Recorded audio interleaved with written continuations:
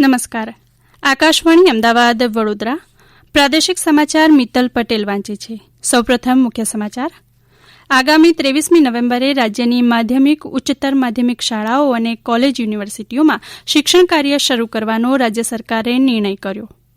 કેન્દ્રીય મંત્રી અમિત શાહ આવતીકાલે ધોરડો ખાતે આયોજિત સરહદી ક્ષેત્ર વિકાસ કાર્યક્રમમાં સરપંચો સાથે સંવાદ કરીને માર્ગદર્શન આપશે.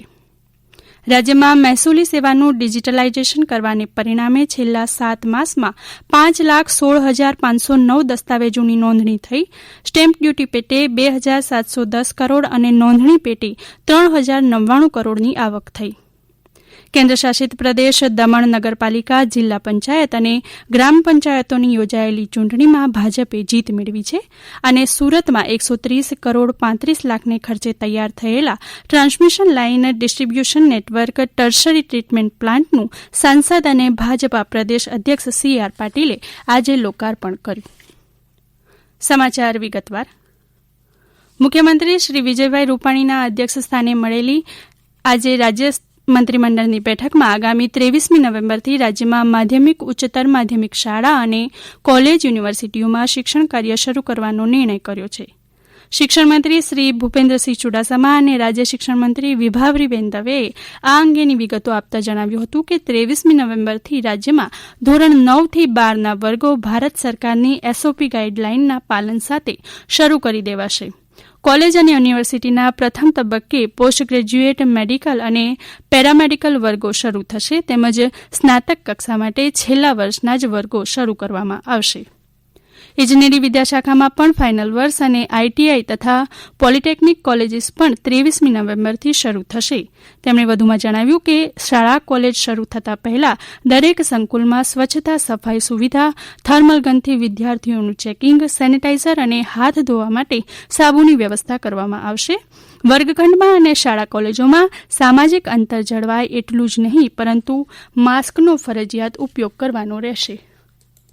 તમામ બોર્ડની બધી જ સરકારી ગ્રાન્ટ ઇન એડ અને self finance school, Kasturba Gandhi બાલિકા વિદ્યાલય, સામાજિક ન્યાય અને અધિકારીતા વિભાગ તેમજ આદિજાતિ વિકાસ વિભાગની શાળાઓને આ SOP સમાન રીતે લાગુ થશે.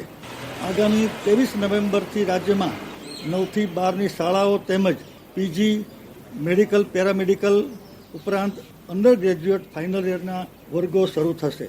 બાકીના વર્ગો, ધોરણો શૈક્ષણિક કાર્ય શરૂ કરવા અંગે સમયાનુસાર તબક્કાવાર યોગ્ય નિર્ણય લઈને સરકાર પછીથી જાહેરાત કરશે. શાળા કોલેજોમાં વિદ્યાર્થીની હાજરી ફરજિયાત ગણવામાં આવશે નહીં.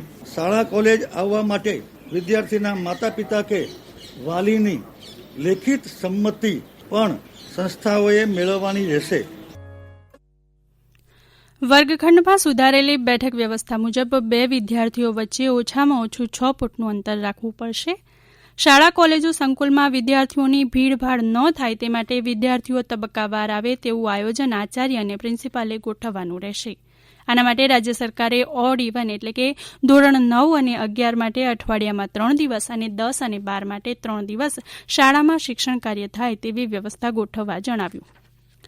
પ્રધાનમંત્રી નરેન્દ્ર મોદી શુક્રવારે જામનગરમાં આયુર્વેદ શિક્ષણ સંશોધન તથા જયપુરમાં રાષ્ટ્રીય આયુર્વેદ સંસ્થાનું વિડીયો માધ્યમથી ઉદ્ઘાટન કરશે. આ સંસ્થાઓ 21મી સદીમાં આયુર્વેદના વિકાસમાં વૈશ્વિક નેતૃત્વ પ્રદાન કરવામાં પોતાની ભૂમિકા નિભાવશે. વર્ષ 2016થી ધન્વંતરી જયંતિ દિનને આયુર્વેદ દિવસ તરીકે ઉજવવામાં આવે છે. અમારા સંવાદદાતા જણાવે છે કે આ વર્ષે આયુર્વેદ દિવસે COVID-19 મહામારીના નિયંત્રણ માટે આયુર્વેદની ભૂમિકા પર વધુ ધ્યાન કેન્દ્રિત કરાશે. આયુષ શિક્ષણના આધુનિકીકરણ પણ વિશેષ ભાર આપવામાં આવી રહ્યો છે. જામનગરની સંસ્થાને રાષ્ટ્રને સમર્પિત કરવી તથા જયપુરની મહત્વપૂર્ણ રાષ્ટ્રીય સંસ્થાને ડીમ્ડ યુનિવર્સિટીનો દરજ્જો પ્રદાન કરવો એ આયુર્વેદ શિક્ષણના આધુનિકીકરણની દિશામાં ખાસ મહત્વપૂર્ણ પગલું છે. કેન્દ્રીય ગૃહમંત્રી અમિત શાહ આજે કચ્છ જિલ્લાના પ્રવાસે આવી રહ્યા છે. ધોરડો ખાતે આયોજિત સરહદી ક્ષેત્ર વિકાસ કાર્યક્રમમાં સરપંચ સાથે સંવાદ કરીને પ્રેરક માર્ગદર્શન આપશે. ધોરડો ખાતે આવતીકાલે 10 કલાકે યોજાનાર આ કાર્યક્રમમાં કેન્દ્રીય ગ્રામીણ વિકાસ, કૃષિ અને ખેડૂત કલ્યાણ પંચાયત રાજ્યમંત્રી નરેન્દ્રસિંહ તોમર, મુખ્યમંત્રી વિજયભાઈ રૂપાણી, ગૃહ રાજ્યમંત્રી પ્રદીપસિંહ જાડેજા, સામાજિક અને શૈક્ષણિક પછાત વર્ગોનું કલ્યાણ અને પ્રવાસન રાજ્યમંત્રી શ્રી વાસણભાઈ આહિર ઉપસ્થિત રહેશે. સરહદી ક્ષેત્રના વિકાસોત્સવ 2020 કાર્યક્રમ અંતર્ગત યોજાનારા આ કાર્યક્રમમાં સરહદી વિસ્તારોના વિકાસ કાર્યો અંગે કેન્દ્રીય ગૃહમંત્રી સરપંચો સાથે સંવાદ કરશે, જેમાં સરહદી વિભાગને સ્પર્શતા શિક્ષણ, રસ્તા, આરોગ્ય સહિતના અન્ય વિકાસલક્ષી કામો સંદર્ભે ચર્ચા વિચારણા કરાશે. અત્રે ઉલ્લેખનીય છે કે border area development programme BADP યોજના હેઠળ હાથ ધરાનારા પ્રોજેક્ટો અંતર્ગત ચર્ચા કરાશે. આ યોજનામાં 60% કેન્દ્ર સરકારની અને 40% રાજ્ય સરકારની ભાગીદારી છે. આ યોજના હેઠળ દેશના 16 રાજ્યો અને 2 કેન્દ્રશાસિત પ્રદેશોમાં 111 જેટલા સરહદી જિલ્લાઓમાં 396 બ્લોક આવરી લેવાયા છે, જેમાં મુખ્યત્વે માર્ગો, પુલો, પીવાના પાણીની વ્યવસ્થા, આરોગ્ય, સુખાકારી સહિતના વિવિધ વિકાસ કામો હાથ ધરવામાં આવી રહ્યા છે. આ યોજના હેઠળ છેલ્લા 5 વર્ષમાં રાજ્યના 1638 પ્રોજેક્ટ હેઠળ રૂપિયા 19,375,00,000નો ખર્ચ કરાયો છે. મહેસૂલ મંત્રી કૌશિક પટેલે જણાવ્યું હતું કે કોરોનાની વૈશ્વિક મહામારી અંતર્ગત મહેસૂલી સેવાઓનું ડિજીટલાઇઝેશન કરવાને પરિણામે લોકડાઉન બાદ રાજ્યમાં દસ્તાવેજ નોંધણીમાં ઉત્તરોત્તર વધારો થયો છે અને છેલ્લા 7 માસ દરમિયાન 5,16,509 દસ્તાવેજોની નોંધણી થઈ છે. સ્ટેમ્પ ડ્યુટી પેટે રૂપિયા 2,710 કરોડ અને નોંધણી પેટે 389 કરોડ એમ કુલ મળીને 3,099 કરોડની આવક થઈ છે. કૌશિક પટેલે વધુમાં જણાવ્યું હતું કે મહેસૂલ વિભાગ દ્વારા નાગરિકોને ઘરે બેઠા સેવાઓ ઉપલબ્ધ કરાવવાના અભિગમને સાકાર કરવા દસ્તાવેજોની ઇન્ડેક્સ 2 તથા બોજા માફીનું પ્રમાણપત્ર નાગરિકો ઘરે બેઠા મેળવી શકે તેવી સુવિધા IORA પોર્ટલ ઉપર ઉપલબ્ધ કરાવવામાં આવી છે. આ સુવિધાને લીધે ઇન્ડેક્સ 2 અને બોજા પ્રમાણપત્રની 32,248 નકલો છેલ્લા 2 માસમાં ઘરે બેઠા નાગરિકોને પહોંચાડાઈ છે, જેનાથી રૂપિયા 1,42,00,000ની આવક થઈ છે. આ પ્રાદેશિક સમાચાર આપ આકાશવાણીના અમદાવાદ, વડોદરા કેન્દ્ર પરથી સાંભળી રહ્યા છો.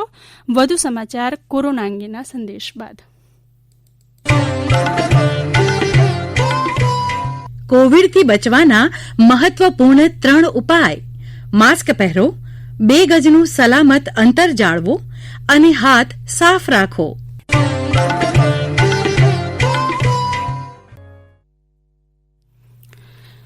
કેન્દ્રશાસિત પ્રદેશ દમણ નગરપાલિકા, જિલ્લા પંચાયત અને ગ્રામ પંચાયતોની યોજાયેલી ચૂંટણીમાં ભાજપે જીત મેળવી છે.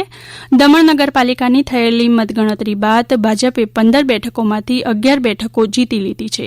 3 બેઠકો અપક્ષને જ્યારે 1 બેઠક કોંગ્રેસને મળી છે. દમણમાં 14 ગ્રામ પંચાયતની યોજાયેલી ચૂંટણીમાં 8 બેઠકો ભાજપે જીતી લીધી છે અને 6 બેઠકો અપક્ષને મળી છે.